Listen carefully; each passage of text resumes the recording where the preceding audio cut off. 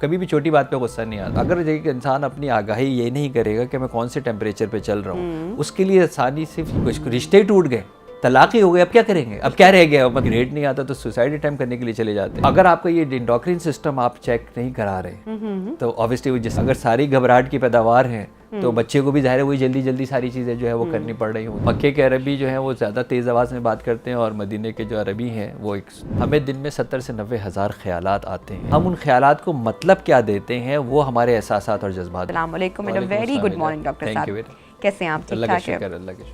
अच्छा डॉक्टर साहब, सबसे पहले तो मैं आगाज़ यहाँ से करना चाहूँगी कि हम जानते ही नहीं हैं कि हमें दरअसल मसला क्या है। अगर मुझे एंजाइटी है तो मुझे मालूम ही नहीं है कि एंजाइटी मुझे मुख्तलिफ मौक़ों पर हो रही है, तो उसकी रीज़न क्या है।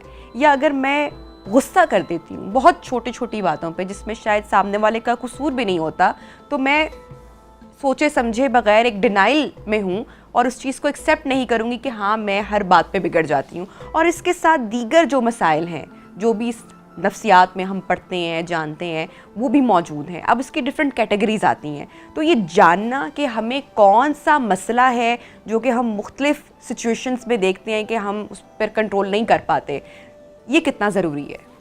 बेटा मैं एक मिसाल से आपको जो है वो समझाता हूँ कि अगर लाहौर की शदीद गर्मी के अंदर हम किसी छत के ऊपर से एक पानी किसी बर्तन के नीचे लेके आते हैं, एक पानी हम एक इसी तरह रूम टेम्परेचर के अंदर से एक पानी लेते हैं और एक फ्रिज में से हम पानी निकालते हैं और तीनों को अगर हम बॉईल करने के लिए रखते हैं जी, तो कौन सा पानी कितनी जल्दी बॉईल हो जाएगा, क्योंकि हमें पता है कि 100 डिग्री के ऊपर बॉईल होगा ना। तो अगर हम बाहर की गर्मी से लाएँ तो वो 55 डिग्री पे तो ऑलरेडी जा चुका है। कमरे के अंदर एवरेज 25 to 30 डिग्री होता है तो ये 25 से 30 के ऊपर आएगा और फ्रिज में से जो निकाला है वो 5 से 7 डिग्री पर आएगा। यानी इसको सबसे पहले कौन सा उबल जाएगा जो छत पे से लाए थे, उसके बाद कौन सा उबलेगा जो कमरे में था, उसके बाद कौन सा उबलेगा जो कि फ्रिज में था। तो यही बेसिकली हम सबके साथ है कि हमें सबसे पहले आइडेंटिफाई, ये कभी भी छोटी बात पे गुस्सा नहीं आता। वो घूम रहा है 99 पे, तो वो जब घूम ही रहा है 99 के ऊपर तो वो 1 डिग्री तो चाहिए होती है उसको फटने के लिए, उबलने के लिए। वो 99 पे घूम रहा है। इसी तरह दूसरा कौन से इसके ऊपर घूम रहा है, हमें अपने टेम्परेचर का नहीं पता कि इस वक्त हमारा टेम्परेचर चल क्या रहा है। इसीलिए क्या होता है कि आपको ही लगता है कि ये छोटी सी बात पे उबल गया, वो जो आपके जो बर्तन के ऊपर से आपका दूध और चाय उबल गई है वो तो आखिरी डिग्री पे जाके उबली है ना। अच्छा, अब क्या हो गया कि हम उसको क्या करते हैं कि हम उसको फूके मार के और ढकना हटा के, मैं आपके किचन के लोग देखते हैं तो इसलिए मैं इस तरह की एग्जांपल दे रहा हूँ, चूल्हा बंद नहीं कर रहे। तो भाई अगर आप चूल्हा बंद नहीं करेंगे और फूके मार मार के उसको जो है वो दूध और चाय को नीचे करने की कोशिश करेंगे तो उससे क्या होगा, वो फिर फट जाएगा, क्योंकि चूल्हा तो चल ही रहा है, टेम्परेचर नीचे नहीं कर रहे ना। तो अगर एक इंसान अपनी आगाही ये नहीं करेगा कि मैं कौन से टेम्परेचर पे चल रहा हूँ, उसके लिए आसानी सिर्फ ये होती है कि जी वो कितनी जल्दी उसका दिल की रफ्तार तेज़ हो जाती है, कितनी जल्दी उसकी पल्स तेज़ हो जाती है, कितनी जल्दी उसकी फड़फड़ाना शुरू हो जाती है, कितनी जल्दी उसका पेट के अंदर गुड़गुड़ शुरू हो जाती है, कौन सी चीज़ उसको ऐसी लगती है कि यार ये बेयकीनी की है, नहीं होगी, जल्दी कर लूँ। तो ये वो वाली चीज़ें हैं जहाँ पे इंसान अगर अपने आप को गेज करना शुरू करता है तो उसका समझता है कि यार इस वक्त मैं इस टेम्परेचर पे गुजर रहा हूँ तो मुझे क्या करना है, पॉज करना है, आज धीमी करनी है। डॉक्टर साहब, इसके लिए तो पहले सबसे पहली बात तो बहुत ज़रूरी है ना कि हम रियलाइज़ कर लें कि हाँ मैं भाई ज़्यादती कर देता हूँ, अनयूजुअल गुस्सा या किसी के साथ बदतमीज़ी कर देना या बुरे अखलाक से बात कर लेना, ये बड़ा ज़रूरी है। हम सबने अपने वालिदैन का भी दुख उसमें दुखा देते हैं, बेचारे बच्चों को भी डांट डपट कर देते हैं, लेकिन फिर एक वो लम्हा कुछ लोगों की ज़िंदगी में आता है कि वो हो यार ज़्यादती हो, गलत कर दिया। लेकिन जो लोग उसको रियलाइज़ ही नहीं कर पा रहे हैं वो उसमें बेहतरी कैसे लेकर आए? देखिए, जिस वक्त आप बात करें ना कि जिस वक्त बंदा ये अमल कर रहा है, जो ये जिस वक्त ये रिएक्टिव मोड में है, जिस वक्त ये एग्रेशन मोड के अंदर है, तो उस वक्त तो जोश चल रहा है ना, होश थोड़ी। ये तो आप तो बात कर रही हैं होश की, तो ये तो जब जोश नीचे आएगा उसके बाद होश आएगा ना। होश और जोश एक साथ नहीं चल सकते।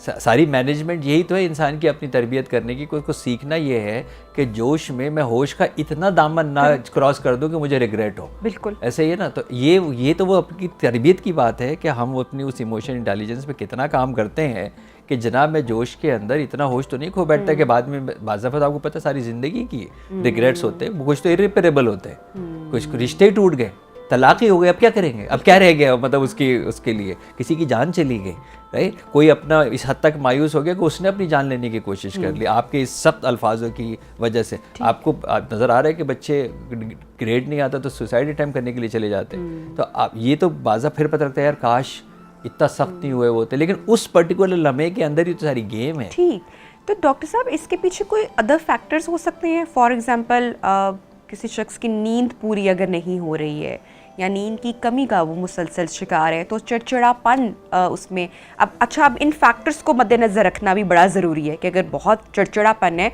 तो उसकी रीज़न क्या है, डायग्नोसिस करना चाहिए, आप समझते हैं, या कोई और अदर रीज़न है? नहीं, देखिए पर्टिकुलरली बच्चियों के लिए थायराइड, कोई भी एक एंडोक्रिन सिस्टम का कोई भी गुदूद निज़ाम एक डिस्टर्ब होगा, सारे डिस्टर्ब होंगे।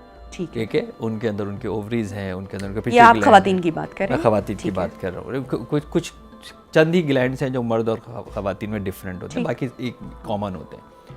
तो अगर आपका ये एंडोक्रिन सिस्टम आप चेक नहीं करा रहे तो ऑब्वियसली वो जिस्म के अंदर प्रेशर आ रहा है। ठीक, इसी तरह आपके जिस्म का कोई भी निज़ाम अगर उसके अंदर प्रेशर है, चाहे वो डायबिटीज़ है, कार्डियक है, डाइजेस्टिव सिस्टम है, जहाँ प्रेशर आएगा ना, ये गुस्सा और एंग्जाइटी जिस्म क्यों कर रहा है, क्योंकि प्रेशर आ रहा है ना। आप एक पाइप के ऊपर पानी होगा और आगे ब्लॉक होगा तो पीछे से पाइप हिलेगा ना, चलते हुए पानी की पाइप के ऊपर पैर रख के खड़े हो जाए तो पाइप हिलेगा ना। तो ये जिस्मानी ज़रूरियात भी हो सकती हैं, मतलब जिस्मानी वजूहात की वजह से भी हो सकता है। फिर सेम हमारी जहनी फीड क्या कर रहे हैं, अगर सारा दिन इसी तरह की फीडिंग हो रही है तो उसके अंदर डेफिनेटली जो है वो इस तरह का रिएक्शन जो है वो आ सकता है। नाउमीदी, मायूसी इस हद तक भी चली जाती है, उस पे भी जो है वो आ सकता है। प्रेशर, अच्छा एक होता है इसको असल और नकल कर नहीं पता, तो इसको परसीव प्रेशर और रियल प्रेशर एक ही जैसा लेता है वो। तो अब अगर आपने उसको प्रेशर लिया हुआ है, फिर उसकी घर के अंदर किस तरह की उसकी तरबियत हुई है, अगर सारी घबराहट की पैदावार है तो बच्चे को भी ज़ाहिर है वही जल्दी जल्दी सारी चीज़ें जो है वो करनी पड़ रही होंगी।